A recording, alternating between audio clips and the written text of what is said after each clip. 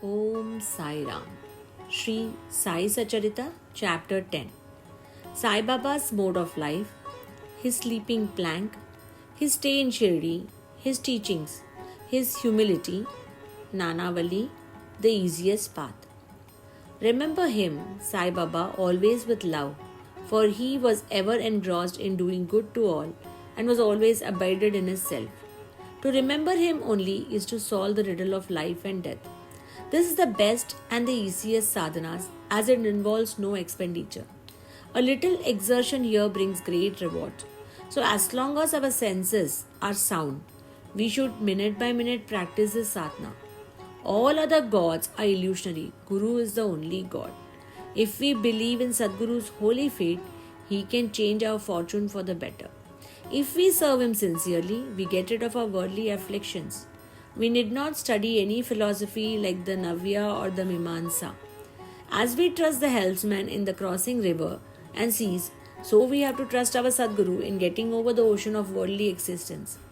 The Sadguru looks to the intense feeling and the devotion of his devotees and endows them with the knowledge and eternal bliss.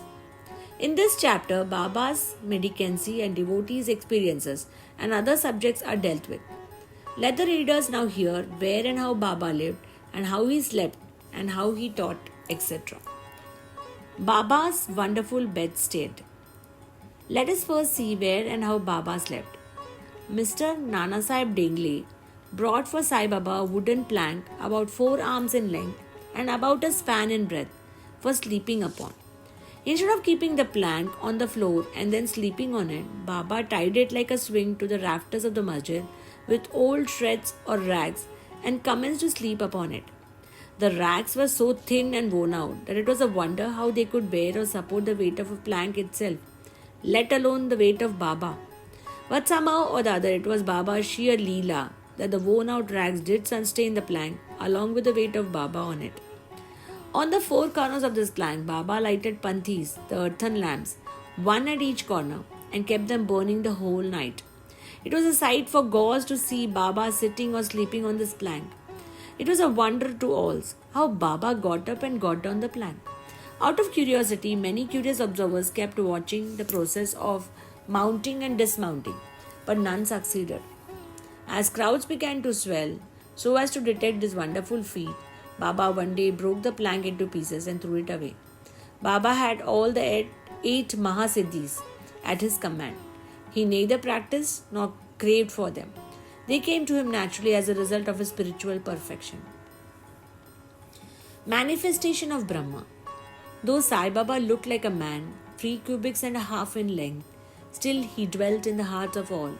Inwardly he was unattached and indifferent, but outwardly he longed for the mass welfare. Though inwardly an abode of peace, he looked outwardly restless. Inwardly he was in the state of Brahman. Outwardly he seemed engrossed in the world. Sometimes he looked at all with affection and at times he threw stones at them. But sometimes he scolded them, while at times he embraced them and was calm, composed, tolerant, well balanced. He always abided and was engrossed in the self and was well disposed towards his bhaktas. He always sat on one asan and never travelled. His satka, a small stick which always he carried in his hand. He was calm and thought-free. He never cared for wealth and fame and lived on begging. Such a life he led. He uttered always Allah Malik. God is the real owner. Entire and unbroken was his love for the bhaktas. He was the mind store of knowledge and full of divine bliss. Such was the divine form of Sai Baba, boundless, endless, and undifferentiated. One principle which envelops the whole universe, from a stone to Brahman, incarnated in Sai Baba. Meritorious and fortunate people got this treasure grove in their hands, while those people who, not knowing the real worth of Sai Baba, took him to be a mere human being, were indeed unfortunate. His stay in Shirdi and probable date of birth. None knew or knows the parents and the exact date of birth of Sai Baba, but it was approximately determined by his stay in Shirdi. Baba first came to Shirdi when he was a young lad of 16 and stayed there for 3 years. Then all of a sudden he disappeared for some time. After some time, he reappeared in the Nizam state near Aurangabad and again came to Shirdi with the marriage party of Chand Patil, and when he was about 20 years old. Then he stayed in Shirdi for an unbroken period of 60 years, after which Baba took his Mahasamadhi in the year 1918. From this we can say that Baba's year of birth was approximately 1838 AD. Baba's mission and advice. Saint Ramdas, who lived between 1608 and 1681, flourished in the 17th century and fulfilled to a great extent his mission of protecting cows and Brahmins against the Yavanas, the Mohammedans. But within 2 centuries after him, the split between the two communities, the Hindus and the Mohammedans, widened up, and Sai Baba came to bridge the gulf. He constantly advised all to this effect: Ram, the god of Hindus, Rahim, the god of Mohammedan, was one and the same, and there was not a slightest difference between them. Then why should the devotees fall out and quarrel among themselves? You ignorant folks, join hand and bring together the communities.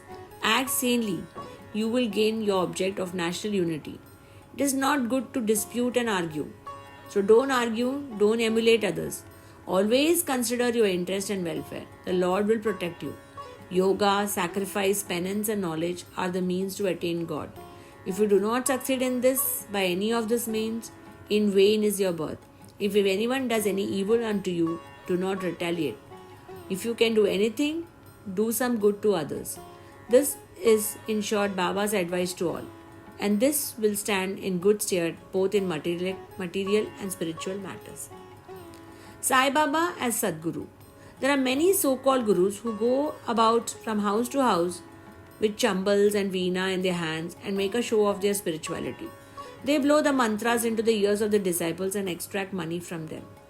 They profess to teach piety and religion to their disciples, but are themselves impious and irreligious. Sai Baba never taught of making the least show of his worth. He had no body consciousness, but he had great love for his disciples. There are two kinds of guru: the niyat, the one who are appointed and fixed, and the aniyat, the unappointed or general. The latter, by their advice, develop the good qualities in us, purify our hearts, and set us in the path of salvation. But contact with the former dispels our sense of dualities, sense of differences, and establishes us in unity by making us realize thou art that. There are various gurus imparting to us various kinds of worldly knowledge, but he who fixes us in our true nature, carries us beyond the ocean of worldly existence, is the Sadguru. Sai Baba was such a Sadguru. His greatness was indescribable. If anyone went to take his darshan, he, without being asked, would be given every detail of his past, present, and future. He saw divinity in all beings. Friends and foes were alike to him. Disinterested and balanced, he obliged the evildoers as well as the pious. He was the same in prosperity and adversity. No doubt ever touched him. Though he acted through the body, he was not in the least attached to this body or house. Though he looked embodied, he was really unembodied, free from gross existence. Blessed are the people of Shirdi who worshipped Sai Baba as their God. While eating, drinking, working in their backyards and fields, and doing various household works, they always remembered Sai and sang his glory. They knew no other God except Sai. What to speak of the sweetness of the love of the woman of Shirdi? They were quite ignorant, but their pure love inspired them to compose poems and songs in their simple rustic language. Letters of learning that had none. Still, one can discern real poetry in their simple songs. It is not intelligence but love that inspires real poetry as such. Real poetry is a manifestation of true love, and this can be seen and appreciated by intelligent listeners. Collection of these folk songs is desirable, and by Baba's wish, some fortunate devotees may undertake the task of compiling and publishing these folk songs, either in the Sai Leela magazine or separately in a book. Baba's humility. Lord or Bhagwan is said to have 6 qualities, that is fame, wealth, non-attachment, knowledge, grandeur, and liberty. Baba had all of them in him. He incarnated in flesh for the sake of his bhaktas. Wonderful was his grace and kindness, for he drew his devotees to him and how else one could have known him? For the sake of his bhaktas, Baba spoke such words the goddess of speech could never utter. Here is a specimen. Baba spoke very humbly as follows: Slave of slaves, I am your debtor. I am satisfied at your darshan. It is a great favor that I saw your feet. I consider myself blessed thereby. What humility is this? Though outwardly Baba seemed to enjoy sense object, he had not the least of flavor in them, not even the consciousness of enjoying them. Though he ate, he had no taste, and though he saw, he never felt any interest in what he saw. Regarding passion, he was a perfect celibate as Hanuman.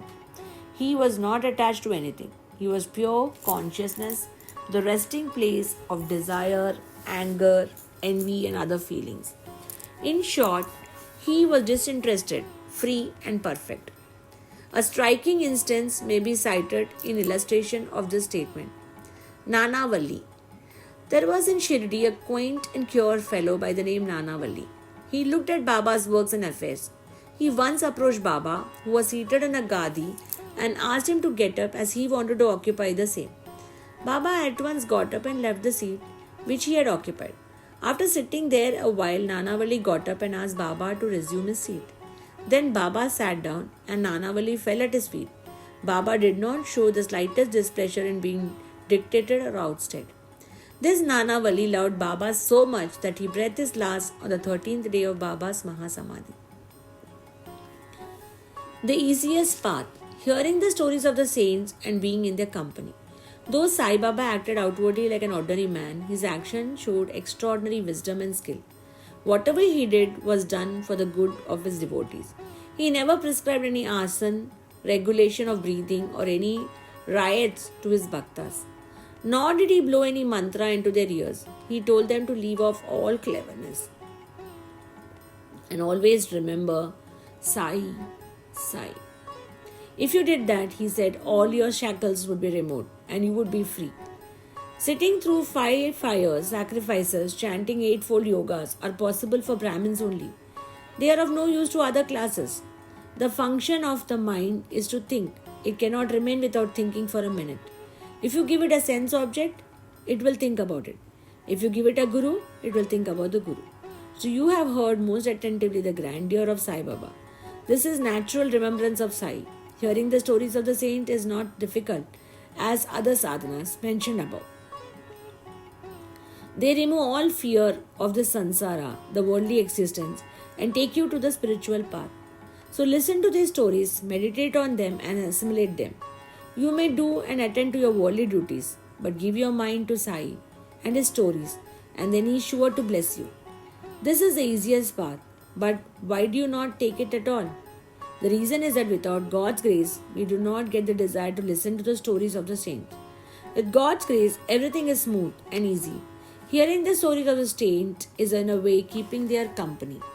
The importance of the company of the saint is very great.